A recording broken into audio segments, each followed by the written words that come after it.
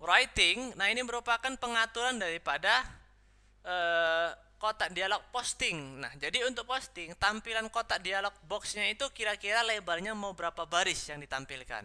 Ya, Anda bisa atur di sini. Kemudian di sini default untuk kategorinya apakah telah dibuat kategori atau belum. Nah, jika sudah nanti dia masuk ke mana kategorinya. Di sini berhubung tadi saya telah membuat kategori, di sini muncul. Nah, jika nanti kita menambahkan kategori-kategori yang lainnya, maka dia akan muncul di sini. Jadi kita tinggal mengklik ke kategori mana. Jadi sewaktu kita melakukan posting yang baru, dia otomatis akan masuk ke kategori yang kita pilih di sini gitu.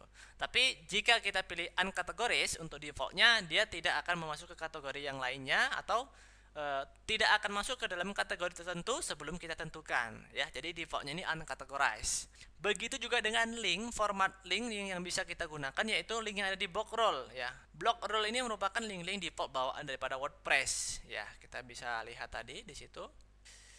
Oke, reading begitu juga. Di sini reading merupakan display atau tampilan yang ada di dalam postingan kita. Nah, apakah kita mau menampilkan your latest post, yaitu merupakan postingan yang terakhir, itulah yang akan dimunculkan di dalam halaman utama blog kita. Ataukah kita menggunakan static page? Static page ini merupakan page yang tidak berganti-ganti. Jadi, walaupun Anda melakukan posting yang baru terhadap blog Anda ataupun membuat topik yang baru terhadap artikel yang dimunculkan di blog, dia akan selalu muncul halaman yang pertama kali dipilih jika kita menggunakan static. Berbeda dengan yang last post. Yang last post itu merupakan postingan artikel yang terakhir. Jadi kalau kita gunakan yang static, dia tertentu saja, tidak bisa berubah kecuali kita menggantinya sendiri. Oke. Kemudian di sini ada blog page show at most. Nah, di sini paling banyak halaman blog yang bisa dimunculkan itu berapa? Di sini 10 untuk page-nya. Nah, begitu juga dengan yang lainnya. Anda dapat lihat di sini dan bisa kita atur. Nah, jika telah selesai, Anda pilih Save Change untuk melakukan perubahannya. Oke.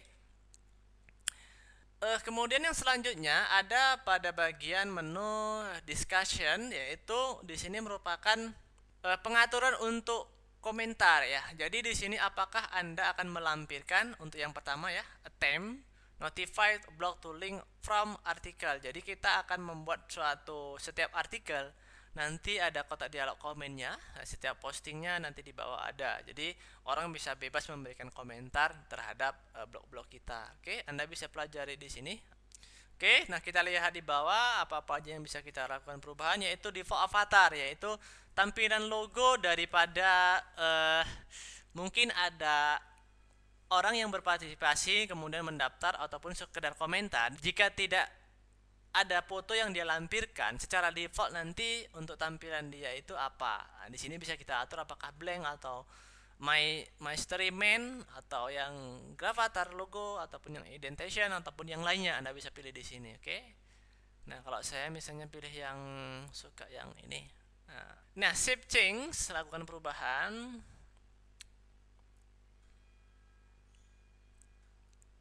Nah, untuk media, Anda bisa melihat media-media apa saja yang bisa kita atur di sini. Untuk media di sini adalah image size. Jadi misalnya ada gambar tampilan untuk media yang kita upload di dalam postingan kita, untuk thumbnail size yaitu tampilan daripada logonya atau gambarnya itu secara icon untuk gambarnya itu berapa ukurannya. Di sini ada standarnya 150 kali 150 ya, ukurannya. Kemudian nah di sini untuk standar gambar medium size Anda kasih berapa di sini size ukurannya, pixelnya. Kemudian kalau untuk yang large size Anda bisa tentukan di sini apakah mau lebih besar dari sini atau mau lebih kecil. Tapi ingat akan mempengaruhi kualitas ataupun loading daripada blog kita. Semakin besar akan semakin lambat. Kemudian privacy di sini merupakan mengaturan daripada privacy account yang ada, oke, daripada blog kita. Nah, di sini apakah kita akan melakukan blog kita itu visible to everyone, termasuk juga pada search engine Google. Nah, standarnya ini iya. Karena apa? Karena akan membantu kita dalam mempublikasikan blog kita. Jadi setiap orang yang mengetikkan daripada judul blog kita yaitu kursus online atau yang berhubungan dengan online ataupun kursus, maka Google akan menyertakan tempat pencarian kita. Ini sangat berguna untuk khususnya jika Anda belajar program internet marketing ya, untuk pencarian Google, ataupun yang sebaliknya di bawah ini hanya pengunjung tertentu saja atau yang mengunjungi website kita atau blog kita. Oke, kemudian permalink di sini untuk link bisa kita atur ya. Link standarnya yaitu domain kita ataupun hosting kita. Kemudian di sini ada juga yang terakhir miscellaneous ya, kita bisa mengatur di sini beberapa hal-hal yang lebih mendetail, yaitu contohnya di sini adalah untuk mengaturan folder upload daripada blog kita. Umumnya ataupun standar defaultnya itu folder upload terletak pada subfolder WP content, baru kemudian di folder upload. Tetapi jika Anda ingin merubah ataupun membuat folder yang baru untuk menampung file-file yang diupload ke dalam blog kita, Anda bisa membuat dulu, masuk dulu ke dalam direktori WP content, kemudian buat di dalam sini folder yang baru, misalnya namanya apa, misalnya kumpulan file upload. Nah, kemudian nanti di sini setelah Anda buat folder yang baru itu, di sini Anda ketikkan nama foldernya. Nah, kemudian jika telah Anda buat nama foldernya atau membuat foldernya, Anda ketikkan di sini nama folder yang barusan Anda buat. Oke. Oke, lakukan penyimpanan. Sip. Jika telah selesai melakukan perubahan, kita kembali lagi ke dashboard. Nah, itulah secara garis besar penggunaan atau kegunaan daripada panel-panel navigation menu yang ada di dalam WordPress 2.7 ini. Nah, kemudian yang agak berbeda nanti di sini ada tambahan, yaitu untuk tombol new post. Di sini kita bisa melihat beberapa aktivitas yang sering dilakukan, yaitu melihat draft, kemudian membuat new page, upload, dan di sini ada menu juga komen. Nah, di sini kita bisa lihat secara cepat beberapa aktivitas yang sering digunakan ya di sini pada bagian new post ini. Nah, selanjutnya di sini Anda juga dapat lihat ada satu tombol yang baru, yaitu screen option. Nah, screen option itu merupakan pengaturan daripada tampilan ataupun screen menu daripada WordPress administrator kita. Nah, di sini kita misalnya sedang berada pada bagian menu dashboard.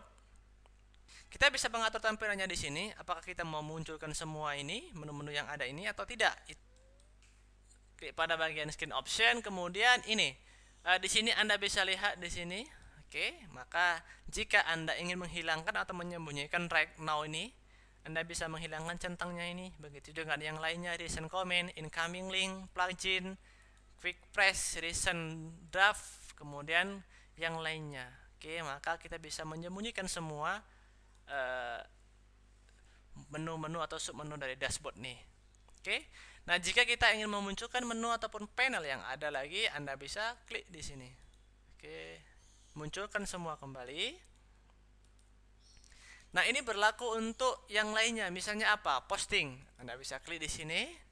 Nah, di sini Anda bisa klik lagi untuk screen optionnya, klik tanda panahnya. Nah, Anda bisa melakukan kustomisasi. Author apakah Anda akan munculkan atau tidak, kategoris apakah mau dimunculkan atau tidak. Oke. Nah, lakukanlah pengaturan sesuai dengan yang Anda inginkan. Nah, selanjutnya di sini kita juga dapat melihat beberapa tombol yang baru. Di sini ada tombol klik toggle ya.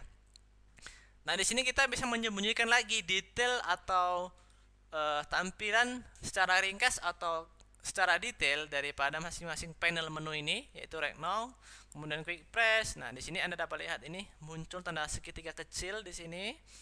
Jadi kita bisa meringkas tampilan daripada jendela administrator WordPress kita. Begitu juga dengan yang panel yang lainnya di sini. Oke. Untuk posting kita bisa sembunyikan untuk detailnya. Nah, jadi nanti jendela kita akan lebih teratur ya. Oke, untuk appearance sudah, plugin sudah, kemudian user sudah kita sembunyikan. Nah, oke. Nah, jadi lebih ringkas, padahal jika kita memunculkan ini akan banyak kembali menu-menu detailnya lagi. Nah, di sini juga kita bisa melakukan help, yaitu jika ingin melakukan eksplorasi terhadap WordPress kita penggunaannya. Kemudian di sini ada tombol logout ya, jika kita ingin keluar daripada jendela administrator WordPress kita. Oke, mungkin ini dulu materi kita, pengenalan secara ringkas menu-menu yang ada di WordPress administrator kita. Sampai berjumpa kembali pada materi video belajar WordPress yang berikutnya.